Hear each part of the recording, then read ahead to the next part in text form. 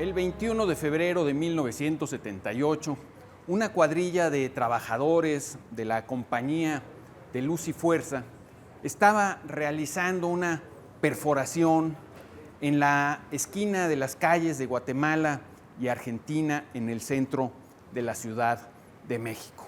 Se toparon con lo que les pareció que era un muro, una losa, y que resultó ser una piedra muy grande con relieves. Una llamada anónima dio cuenta a las autoridades del Instituto Nacional de Antropología e Historia, quienes horas más tarde detuvieron las faenas de los trabajadores y procedieron al rescate del monolito.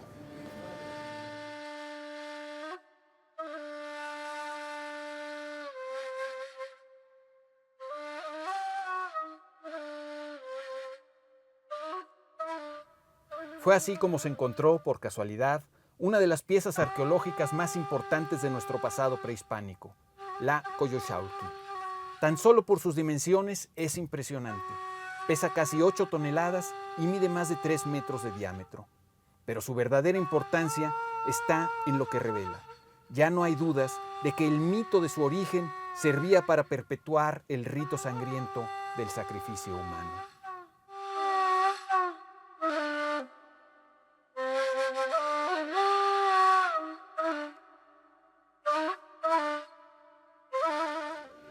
El mito dice que Coyolxauhqui, al enterarse de que su madre, Coatlicue, estaba embarazada, intentó asesinarla con su ejército de 400 surianos. Pero al momento en el que iba a ser atacada, Coatlicue parió a Huitzilopochtli, quien nació completamente ataviado y listo para la guerra.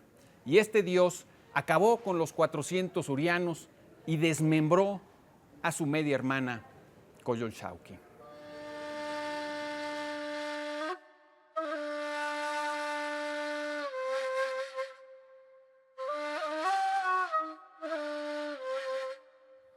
Este mito era una representación de la lucha cósmica entre la noche y el día. La nocturna Coyolxauhqui, al frente de su ejército de 400 estrellas, resulta derrotada por el sol Huitzilopochtli. Este tiempo mítico se actualizaba gracias al rito sacrificial en lo alto de la pirámide, de la misma manera en la que el rito de la comunión devuelve a los auténticos católicos al tiempo mítico de la última cena de Jesús y al sacrificio de su crucifixión.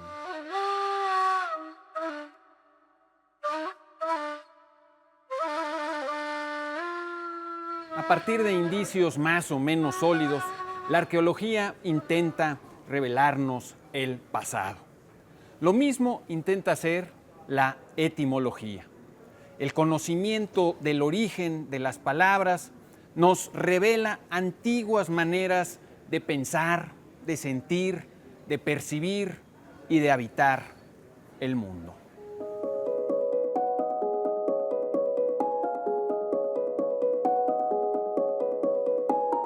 Por eso es que hemos dicho hasta el cansancio que la lengua encierra un tesoro de experiencias humanas, anónimas y en su mayoría lejanísimas, que constituyen un legado de sabiduría para todos los hablantes y mayormente para aquellos que se interesan en el origen de sus palabras.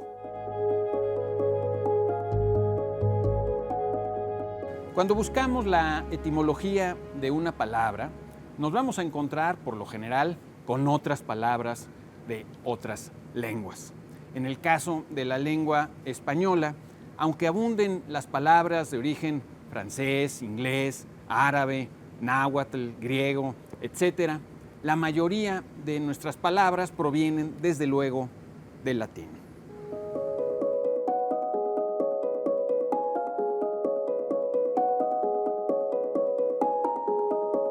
Pero a su vez el latín, lo mismo que el griego, el germánico, el celta, el sánscrito y otros idiomas ya extintos como el frigio, el tracio y el fenicio, provienen de un idioma antiquísimo hablado hace unos 5 o 6 mil años, en el Neolítico, idioma al que damos hoy el nombre de proto-indo-europeo. No contamos con un solo documento o prueba escrita del idioma proto-indoeuropeo. Se trata de una reconstrucción realizada por especialistas a partir de semejanzas y reglas de evolución lingüística. Lo cierto es que la mayoría de los idiomas que se hablan hoy en el mundo, aunque no todos desde luego, descienden del desaparecido proto-indoeuropeo.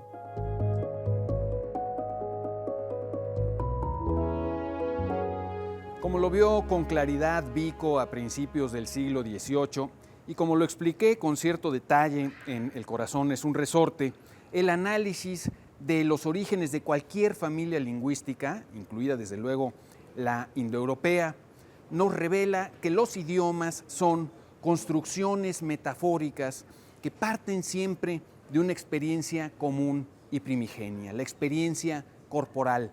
Todos tenemos un cuerpo y percibimos el mundo con nuestros sentidos.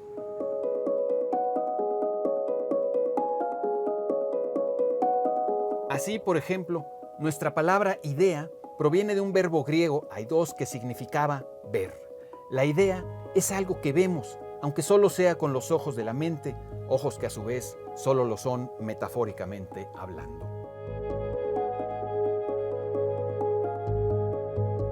Esa búsqueda del origen de las palabras podríamos llevarla todavía más lejos hacia los orígenes del lenguaje mismo. El neuroantropólogo canadiense Merlin Donald afirma que mucho tiempo antes de que comenzáramos a hablar, los seres humanos y los primates que nos antecedieron aprendimos a comunicarnos mediante gestos.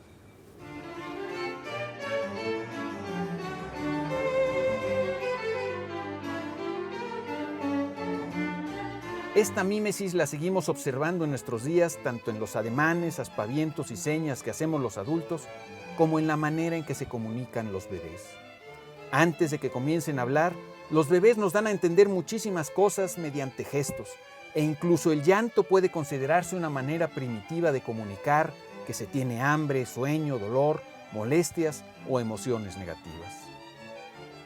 Podemos decir entonces que el viaje hacia el pasado de cualquier lengua nos lleva siempre hacia un origen común que revela primero el parentesco y la semejanza que tenemos todos los seres humanos y en última instancia la misma búsqueda nos llevará también al mundo animal y de ahí podríamos continuarla hasta el inicio misterioso de la vida o hasta el origen de la materia y del universo.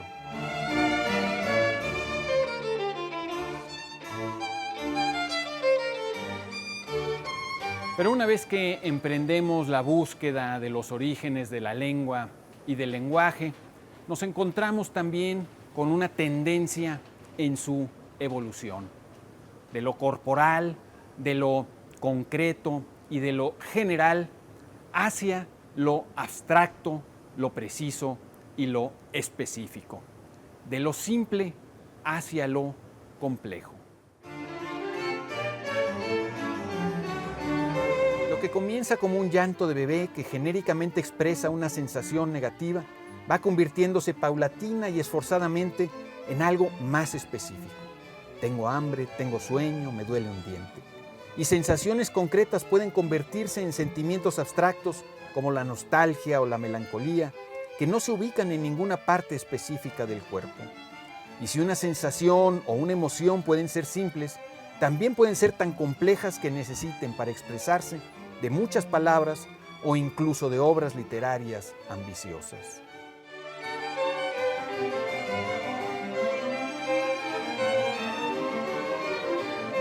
Estos dos aspectos que nos revela el estudio de la lengua, tanto su común origen como su evolución de lo simple a lo complejo, los encontramos también en otros lenguajes.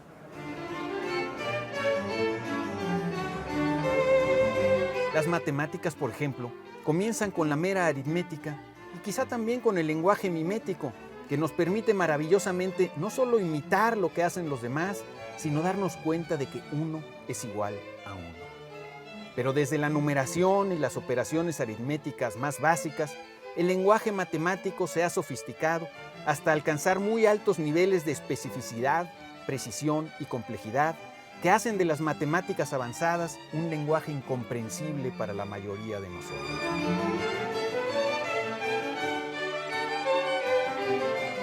A la música música, a la danza y a las artes plásticas les ocurre lo mismo. Los cantos simples de los campesinos los encontramos en cualquier parte muchísimo tiempo antes de que la música tenga cómo escribirse. Pero una vez que los músicos se especializaron y contaron con una notación musical, el lenguaje de la música adquirió niveles cada vez mayores de sofisticación.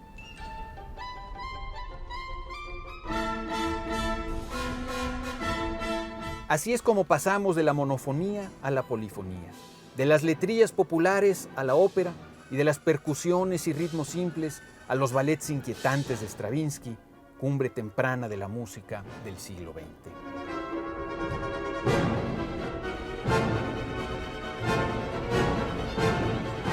En resumen, el estudio del lenguaje nos revela primero que todos tenemos un origen común que compartimos con todas las criaturas, pero también nos revela una aspiración cultural, la de analizar, organizar, retener, comunicar y recrear la experiencia de un mundo complejísimo, tanto por nuestra rica vida interior como por las nuevas posibilidades que abren día a día nuestros crecientes conocimientos.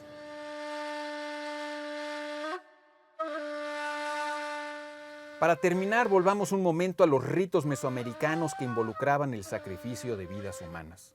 En rigor, dicen los científicos, todas las culturas del mundo, en tiempos neolíticos, practicaron el sacrificio humano. La arqueología, como hemos dicho, nos habla siempre de un origen común.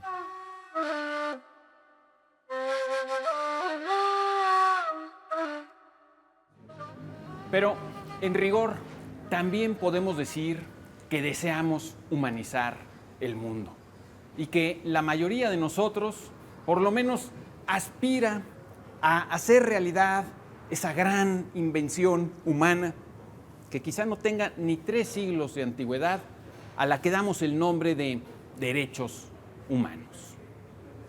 Soy Pablo Boullosa. Usted tiene la palabra.